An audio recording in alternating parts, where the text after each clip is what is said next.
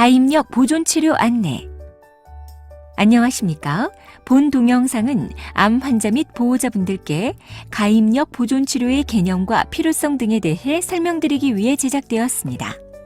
이어지는 내용을 참고하셔서 적절한 치료 방법 선택에 도움이 되시기 바랍니다. 가입력 보존치료의 개념.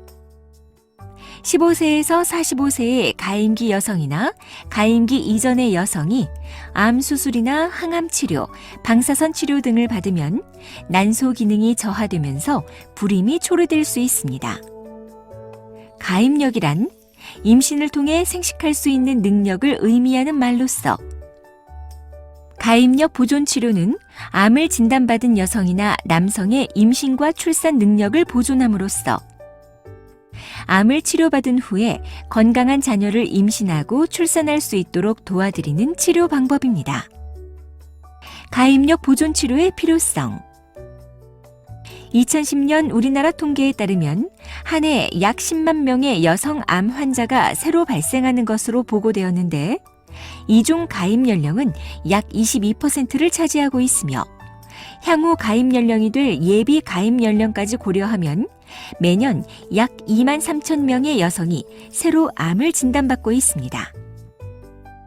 의료기술의 발전으로 암 환자의 기대 수명이 늘어남에 따라 암 환자의 삶의 질에 대한 문제가 중요한 이슈로 떠오르게 되었는데 특히 가임기 이전이나 가임기에 암을 진단받고 치료받은 여성의 경우 암 치료 후 동반될 수 있는 생식 능력의 상실은 매우 중요한 문제로 인식되고 있습니다.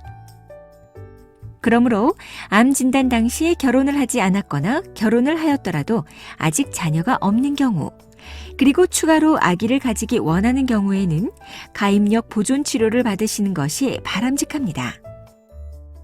왜냐하면 일단 항암 치료가 시작되고 나면 생식 기능은 급격하게 감소하기 시작하는데 한번 감소된 생식 기능은 회복되기 어렵기 때문입니다. 암 치료가 여성의 가입력에 미치는 영향. 암 치료 후 난소 기능이 저하되는 정도는 질환의 종류나 치료 방법 및 용량, 환자의 연령이나 치료 전 난소 기능 등에 따라 달라지는데 암 치료로 인해 난소가 손상되면 정상적으로 폐경이 일어나는 연령이 되기 전에 난소의 기능이 소실되는 조기 난소 부전을 유발하여 무월경과 불임이 초래될 수 있습니다. 항암화학요법에 의한 난소 기능 손상. 항암화학요법의 경우에는 약제의 종류나 누적 용량, 투여 방법 등에 따라 난소 기능이 손상되는 정도가 다릅니다. 특히 고용량의 항암화학요법은 어린이나 성인에 관계없이 대부분의 경우에서 난소 기능에 손상을 일으키며 난소 독성이 있는 특정 항암제를 투여하거나 여러 종류의 항암제를 조합하여 사용하는 경우, 항암 치료와 골반 방사선 치료를 함께 시행할 경우에는 불임의 위험성이 더욱 높아지는 것으로 알려져 있습니다. 방사선 치료에 의한 난소 기능 손상. 방사선 치료는 모든 연령에서 난소의 기능을 손상시키는 작용을 하는데 난소 기능이 손상되는 정도는 방사선의 조사량이나 조사 부위, 환자의 연령 등에 따라 달라집니다.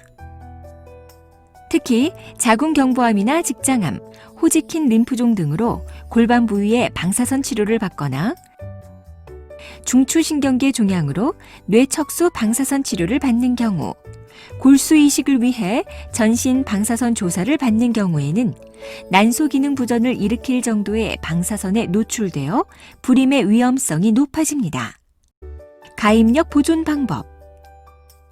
암 치료를 받는 여성에서 가입력을 보존하는 방법은 크게 동결 보존과 난소 보호제 투여, 그리고 수술적 방법으로 구분될 수 있습니다. 동결 보존.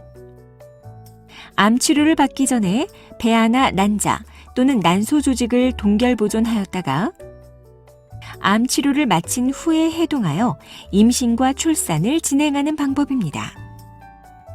배아 동결 보존. 배아 동결 보존을 위해서는 먼저 암 치료 전 약 2주 동안 난포 자극 호르몬을 투여하여 과배란을 유도한 다음 난자를 채취해야 합니다. 의료진은 채취된 난자를 배우자의 정자와 수정시킨 다음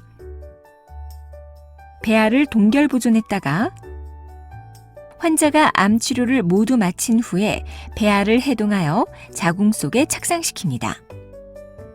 이 방법은 시험관 아기 시술 후 남은 배아를 보존하기 위해 흔히 사용하는 방법을 적용한 것으로 그 효율성이 임상적으로 입증된 가장 효과적인 가입력 보존 방법입니다. 하지만 미혼 여성의 경우에는 시행이 불가능하고 항암 치료를 시작하기 전에 최소한 2주 이상의 여유 시간이 있을 때 가능하며 생리 주기에 따라서는 추가적인 시간이 필요할 수 있습니다. 난자 동결 보존. 이 방법은 배우자가 없는 여성에서 선택되는 방법입니다. 의료진은 암 치료 전 약 2주 동안 난포자극 호르몬을 투여하여 과배란을 유도한 다음 난자를 채취하여 동결 보존했다가 환자가 암 치료를 모두 마친 뒤에 난자를 해동시킨 다음 정자와 수정시켜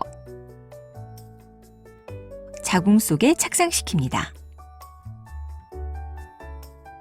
이 방법 또한 현재 불임 환자 치료에서 흔히 사용하는 방법을 적용한 것으로 그 효율성이 임상적으로 입증되어 있습니다.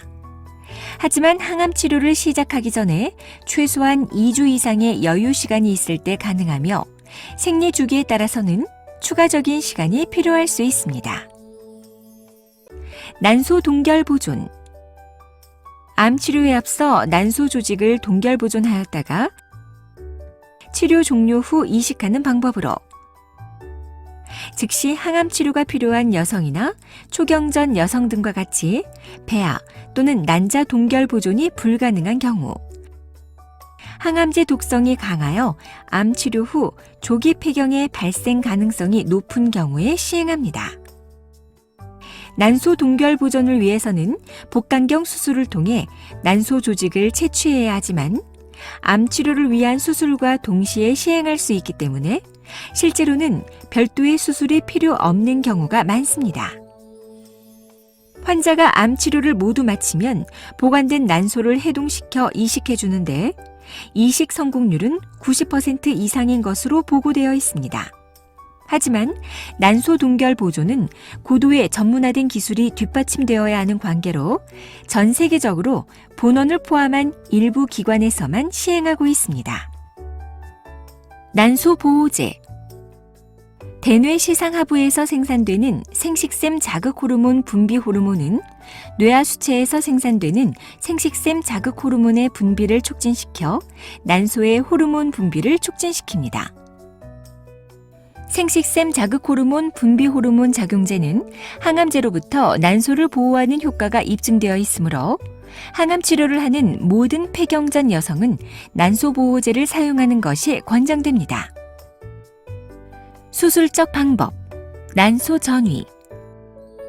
난소 전위는 수술을 통해 난소의 위치를 방사선 치료 범위 바깥으로 이동시키는 방법으로 자궁경부암이나 질암, 대장암, 골반육종, 호지킨 림프종 등으로 골반 부위에 방사선 치료를 받는 경우에 시행됩니다.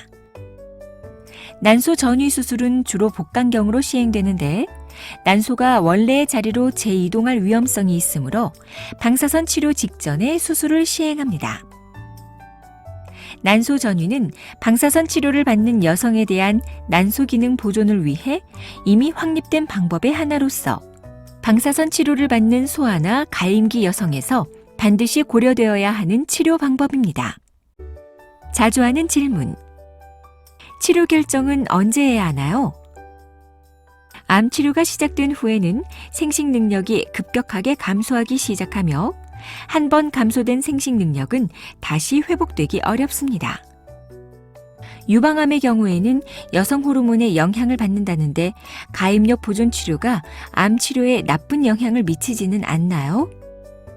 그렇지 않습니다. 유방암을 비롯한 호르몬 의존성 종양에서도 가입력 보존 치료로 인해 질병 재발의 위험성이 높아지지 않습니다. 가임력 보존 치료가 태어날 아기의 건강에 나쁜 영향을 미치지는 않나요? 가임력 보존을 위한 치료가 이후에 태어날 아이에게 암이나 선천성 기형을 증가시킨다는 증거는 없습니다. 다만 기존에 유전성 질환이 있거나 임신 중에 항암제를 투여한 경우에는 부정적인 영향을 받을 수 있습니다. 지금까지 가임력 보존 방법에 대해 설명드렸습니다. 감사합니다.